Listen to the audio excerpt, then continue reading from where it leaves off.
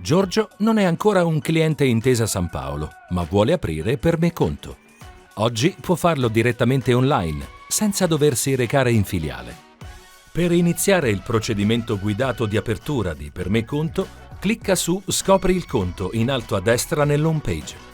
Nella pagina dedicata, scopri tutte le caratteristiche di Per Me Conto e clicca sul pulsante per aprire il conto. Inserisci negli appositi campi le informazioni richieste. Leggi attentamente l'informativa sulla privacy ed esprimi le tue preferenze sul trattamento dei dati. Consulta la documentazione di trasparenza presente in fondo a ogni pagina del processo.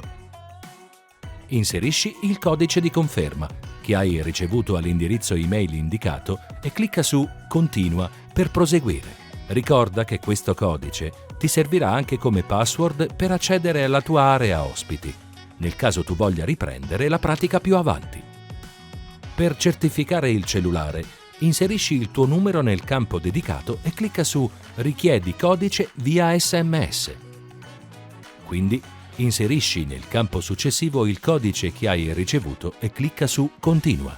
Il primo passo è fatto. Tieni a portata di mano un documento di identità italiano, la tessera sanitaria nazionale e lo smartphone.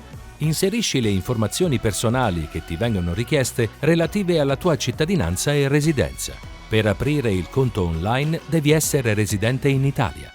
Conferma la filiale di radicamento del rapporto suggerita automaticamente in base ai dati inseriti. Oppure clicca su Modifica per scegliere una filiale differente che soddisfi le tue esigenze. Ora devi identificarti. Per farlo puoi scattarti un selfie, usare il tuo SPID accedendo con le tue credenziali o effettuare un bonifico. Se scegli il bonifico, ricorda che devi essere intestatario di un conto corrente o di una carta prepagata di una banca non appartenente al gruppo Intesa Sanpaolo. Inquadra il QR code per proseguire dal tuo smartphone e completare l'identificazione. Prima di iniziare ad allegare i tuoi documenti, toglili dalle custodie e disattiva il risparmio energetico del tuo smartphone. Inserisci il codice di sicurezza che hai ricevuto via SMS.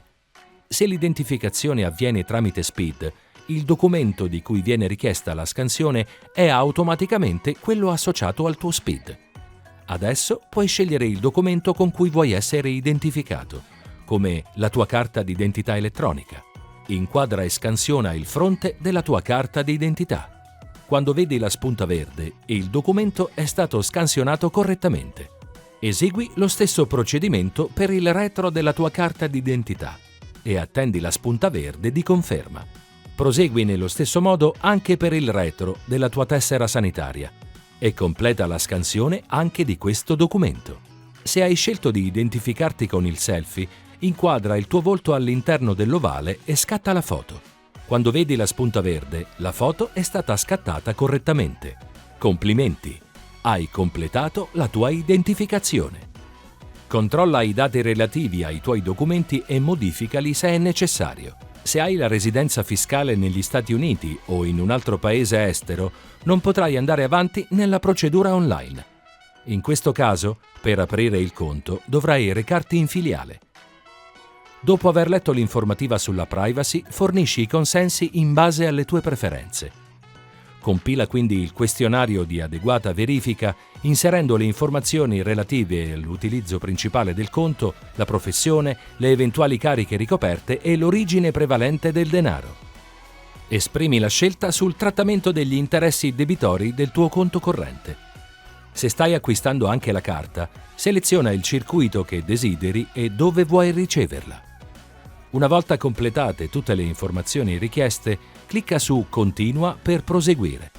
Nella fase finale potrai leggere il corredo contrattuale definitivo. Seleziona le caselle per firmare e confermare la presa visione dei relativi documenti. Crea il PIN per firmare i contratti e ricorda che lo stesso codice ti servirà anche per entrare nel tuo nuovo conto e fare operazioni online in elevata sicurezza, anche dal tuo smartphone. Memorizza e conserva il tuo nuovo PIN con cura e non comunicarlo a terzi. Inserisci ora il codice di conferma che hai ricevuto via SMS.